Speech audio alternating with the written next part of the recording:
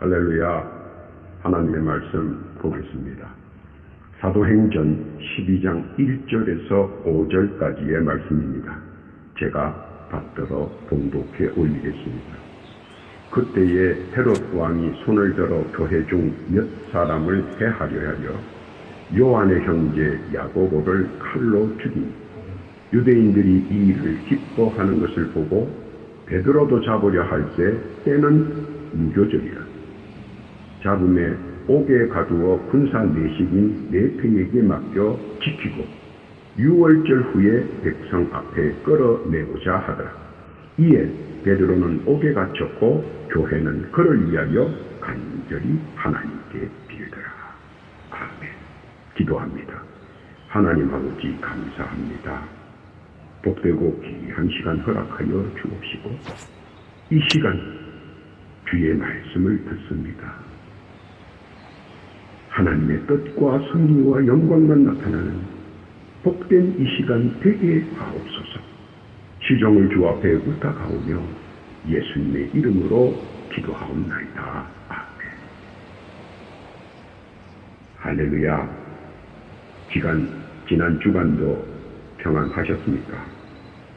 오늘 한 주간도 평안하시기를 예수님의 이름으로 축복합니다. 속수무책의 여파는 전 사회의 구석구석을 파고들어 하나씩 집어삼키는 것을 봅니다. 역사와 전통이 있는 대형 음식점들이 해도 안 되니까 속수무책으로 문을 닫습니다. 자영업자들이 살기 위해 마지막까지 열심히 노력을 다했지만 결국 속수무책으로 문을 닫았습니다. 중견회사들이 회사를 살리기 위하여 안간 힘을 쏟아 최선의 노력을 경주했지만 결국 속수무책으로 회사의 문을 닫습니다. 모든 사람들이 최선을 다해 버텨보려고 노력들을 했지만 본의 아니게 손을 놓을 수밖에 없는 것은 아무리 자구책을 사용해도 속수무책으로 무너지는 손실을 더 이상 막을 수도 없고 감당할 수도 없어 손을 놓고 맙니다. 주위에서 이를 지켜보는 모든 이들은 무엇인가에 가슴이 눌리는 것 같고 저리고 마음이 아픕니다. 그러면서 두려워하는 것은 언젠가는 이러한 속수무책의 그림자가 자신의 순서로까지 가까이 오지는 않을까 하는 의구심에 속수무책의 마의 그림자가 바짝 다가올까 두렵고 무서운 마음에 전전긍긍합니다. 그리고 마음을 졸입니다. 더더욱 두려운 것은 지금 겪고 있는 이 고난의 끝자락이 아니라 시작이라는 점에서 모두들 공감하고 공포감을 느낍니다. 지금도 무섭고 떨리고 두려운데 아직 끝이 보이지 않으니 정말 답답하고 숨이 탁탁 막혀옴을 느낍니다. 또 사방을 둘러보니 줄줄이 무너지는 이웃들의 모습들을 보면서 황당하고 기가 막히고 무엇인가 짓눌린 것 같아 속수무책으로 당하는 자신들의 한없는 나약함에 울분이 쌓여가기도 합니다. 홍수가 나서 집에 물 밀듯이 들어오는 물을 막으려고 아무리 백방으로 노력을 해도 결국 막아내지 못하고 더 해봤자 헛수고인 것을 감지하고 어쩔 수 없이 손을 들고 맙니다. 집에 불이 활활 나서 아무리 불을 끄려고 해도 열심을 내도 사방으로 번지는 불을 끄지 못하고 감당하지 못해 종래는 속수무책으로 손을 들고 맙니다. 이런 두 경우가 아닌가 생각할 정도로 현 상황이 무섭다는 생각이 듭니다. 사람들은 최선의 노력을 다했지만 반대의 결과가 나오면 사실 수용하기 어렵지만 고민과 고심 끝에 어쩔 수 없이 받아들이는 것과 같습니다. 여호수아 6장 1절 이하에 보면 여리고라는 성이 있습니다. 기록에 보면 사방 약 2m나 되는 큰 바위돌로 쌓아 올린 성곽은 여리고 사람들의 자랑이자 신이었습니다. 당시는 최첨단의 공법으로 지어진 성이라 모두들 성 자체만으로도 위압감에 머리를 숙여야 할 정도로 막강하고 견고한 성이었습니다. 이 세상에 사는 그 누구도 여리고성을 건드릴 수 없다는 자존감과 우월감에 팽배해 있는 민족이었습니다. 그런데 노예 생활과 목동으로 살아왔던 이스라엘 민족이 여리고성에 온다고 하니까 사실 모두들 코웃음쳤습니다. 그러나 여러 소문을 들어 약간은 두려워하기도 했습니다. 그래서 견고한 여리고성 안에서 이스라엘 민족을 격파하기 위하여 작전을 구사했습니다. 왜냐하면 그 누구도 감히 2m짜리 바위돌로 쌓아 올린 여리고성을 흠을 수는 없기 때문입니다. 그리고 준비를 단단히 했으나 사실 내심 소문을 들어 두려움은 조금 있었고 공포감도 조금은 있었습니다. 그런데 뜻하지 않는 사태를 맞습니다. 일주일간 서로 호시탐탐 신경전을 벌였으나 큰 전투는 하지 않았습니다. 그렇게 일주일이 되던 날 그들이 갑자기 소리치자 견고했던 여리고성이 무너져 내립니다. 상상할 수 없는 일들이 눈앞에서 펼쳐집니다. 그 누구도 무너뜨릴 수 없다고 자부했던 견고한 여리고성이 속절없이 무너져 내려버렸습니다. 어떻게 막을 사이도 없고 손설 사이도 없고 어떻게 해볼 사이도 없이 상상조차 못했던 일이 눈앞에서 펼쳐집니다. 속수무책으로 견고한 성, 튼튼한 성, 난공불락의 성, 여리고성이 무너져 내립니다. 그 누구도 어찌할 수 없는 일이 벌어져 버렸습니다. 그리고 사람들은 최선을 다해 정비하고 만전을 기하려 준비했지만 어이없는 무너짐을 당하게 되었습니다.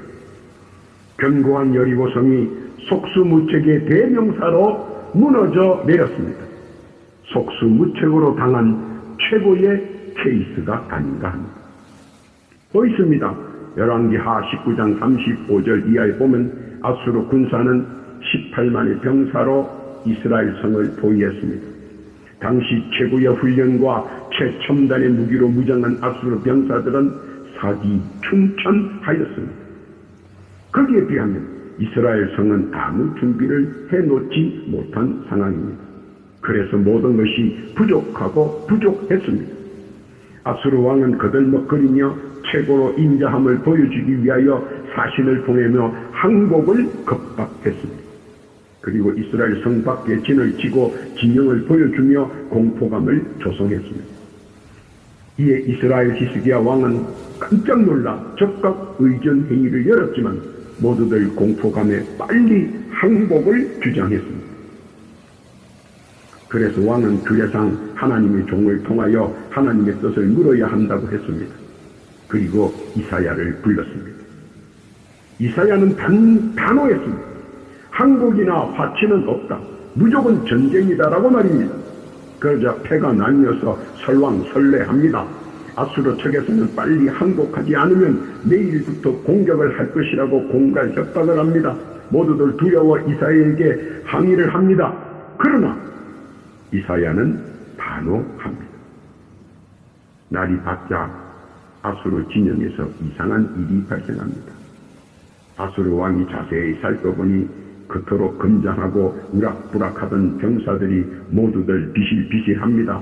걸음도 제대로 못 걷습니다. 하나 둘씩 풀밭에 쓰러져 꼼짝을 못합니다. 영문을 알 수 없습니다.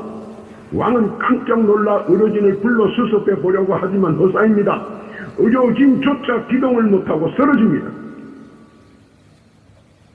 의식불명의 기동조차 못합니다. 그리고 서서히 그들은 죽어갑니다. 아수르 왕은 이를 파괴하려고 동분서주합니다. 그러나 실효성 없이 수많은 병사들이 정신을 잃고 황망한 가운데 생명을 잃습니다.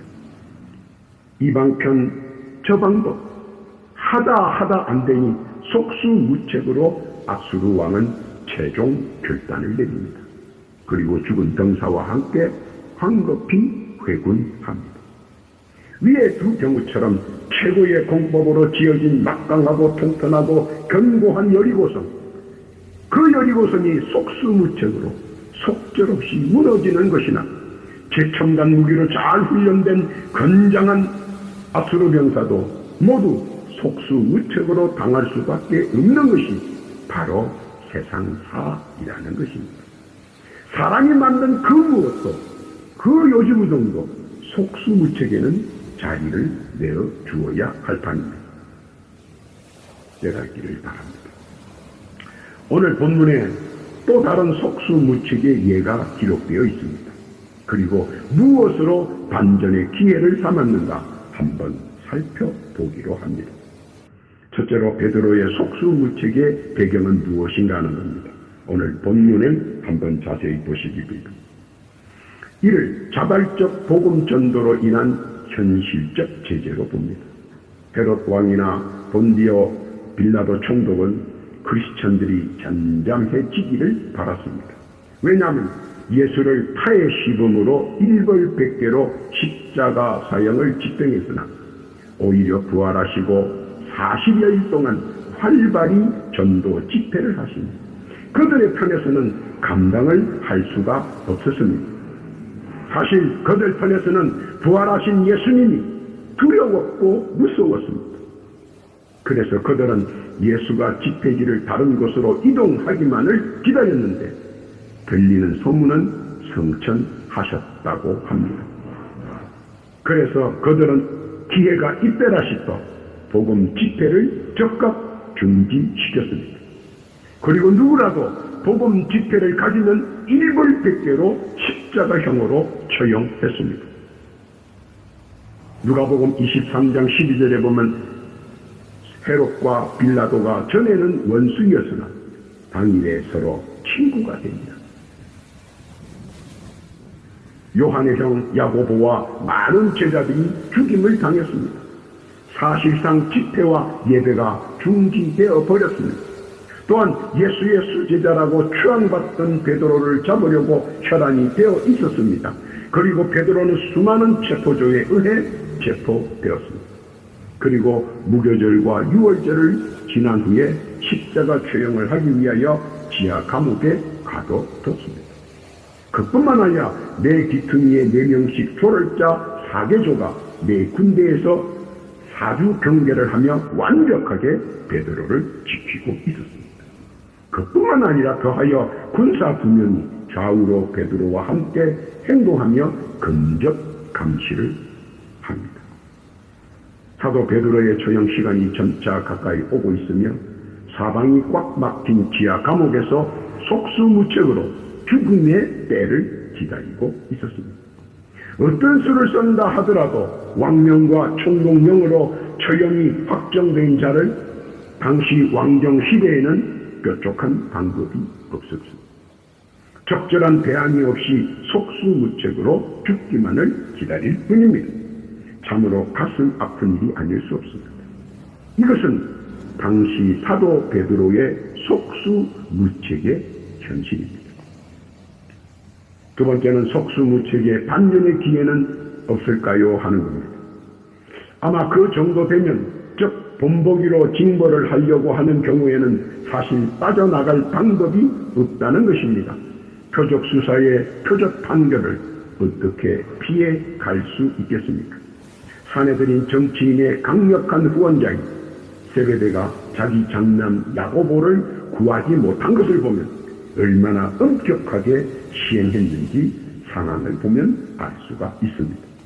그만큼 헤롯 왕과 총독 본디오 빌라도는 이 일에 대하여 자기들의 전 역량과 정치력을 집중시켜 크리스천을 죽이고 해체시키려고 혈안이 되어 있었습니다. 민초는 크리스천들은 항거할 힘도 권력도 돈도 없습니다. 그저 핍박과 고난을 당하고 당할 수밖에 없는 것입니다. 사도 베드로도 아무 힘이 없는 민초요 어부치신이었기에 항거할 아무런 힘도 없고 돈도 없는 그저 속수무책으로 죽는 날만 기다리고 있는 신세이었습니다.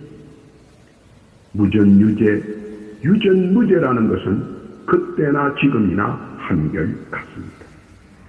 어찌할 수 없는 베드로라 체념하고 조용히 죽기만을 기다립니다.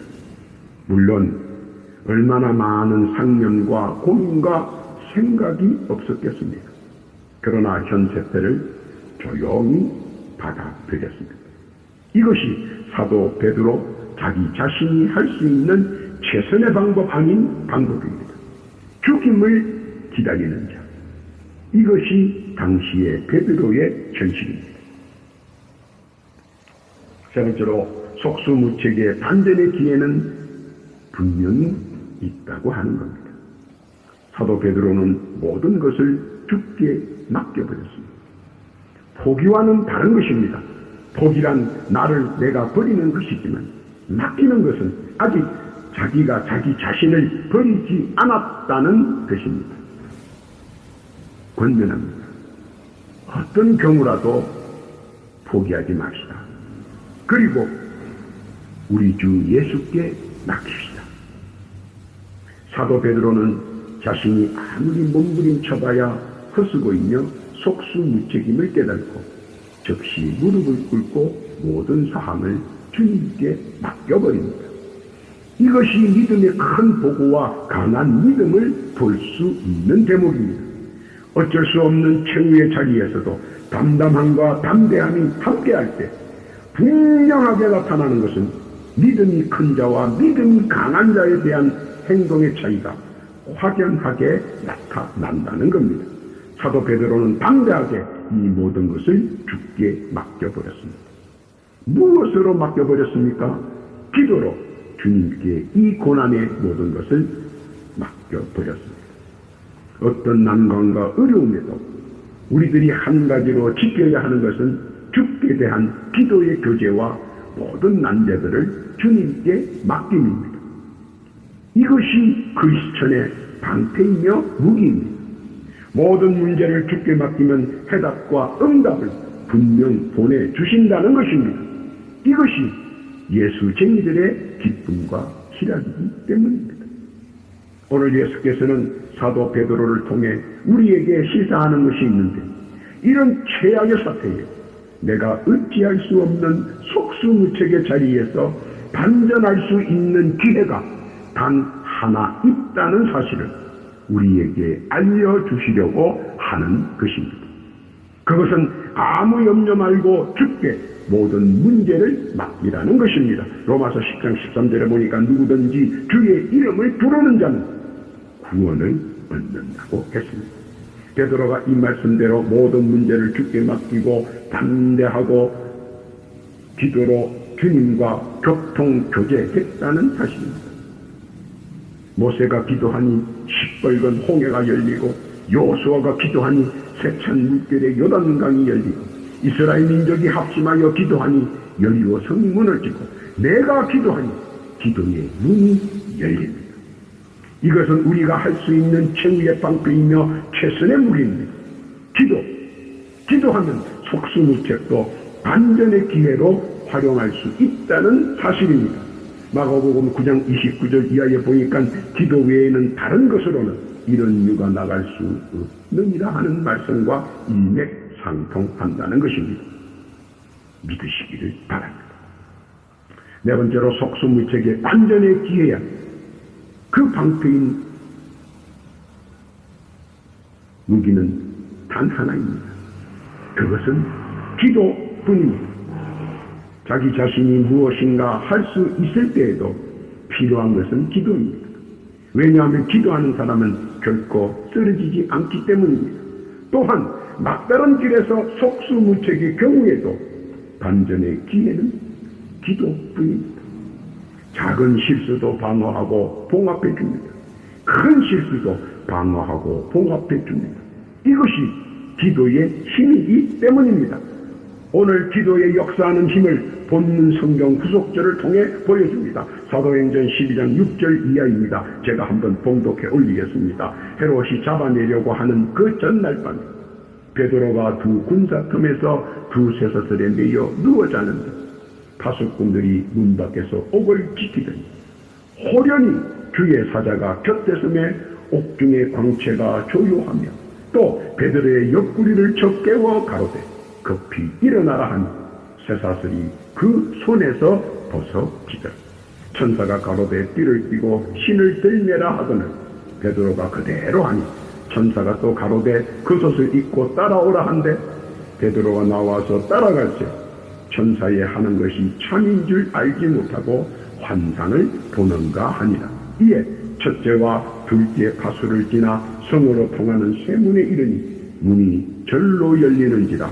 나와 한 거리를 지나며 천사가 곧 떠나니라. 아멘.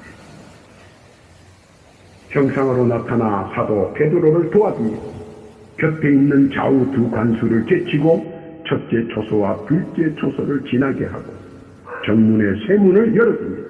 그리고 베드로가 유유히 나가게 합니다.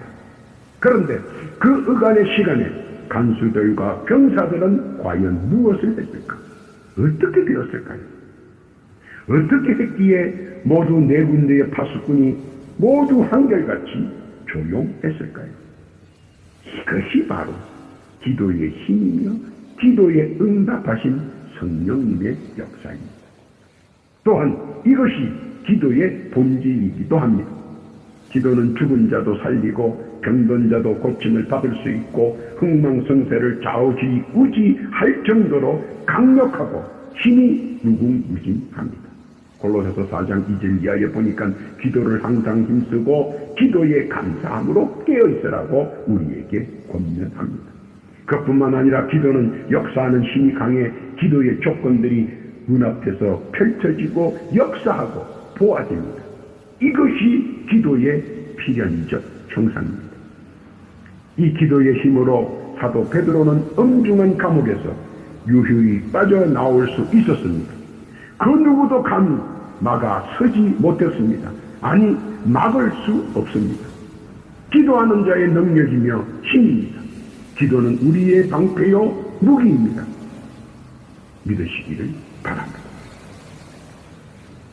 결론입니다. 과연 본문을 통해서 예수께서는 우리에게 하신 말씀은 어쩔 수 없는 속수무책에서도 반전의 기회는 있고 그 반전의 기회의 마중물은 기도이다.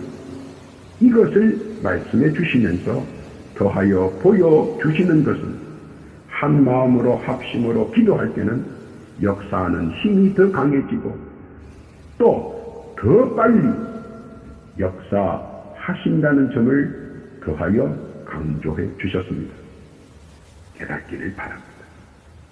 이는 우리가 서로 합심하여 무시로 기도하기를 바라시는 것이기도 합니다. 남을 위해서 하는 대타 기도가 있고 자신을 위하여 하는 대자 기도가 있고 공동을 위해 하는 합심 기도와 공공 기도가 있습니다.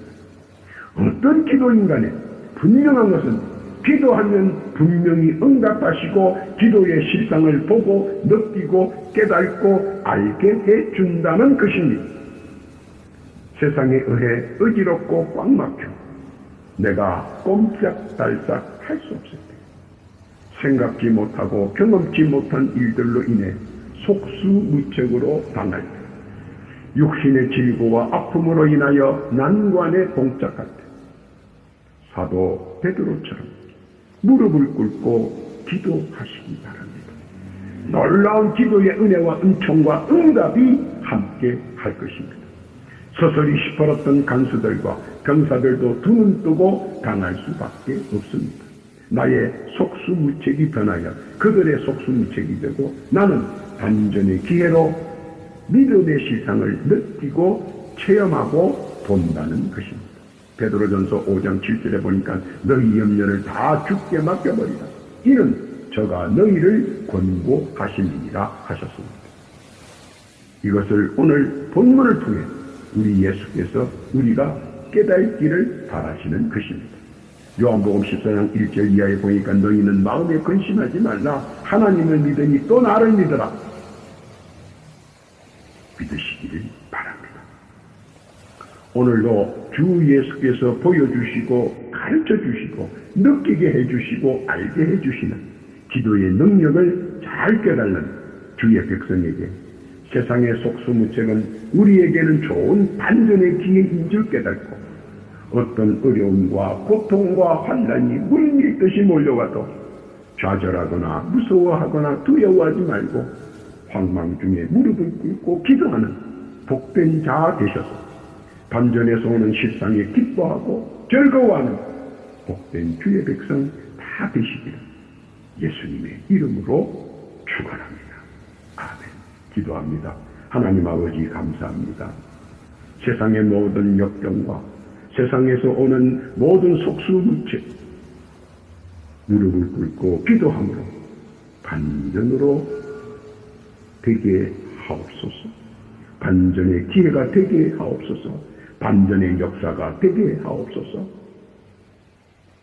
오늘도 말씀에 의지하여 주님과 함께하는 복된 자, 복된 주의 백성 다 되게 하옵소서. 감사 올리었고 우리 구주 예수님의 이름으로 기도하옵나이다.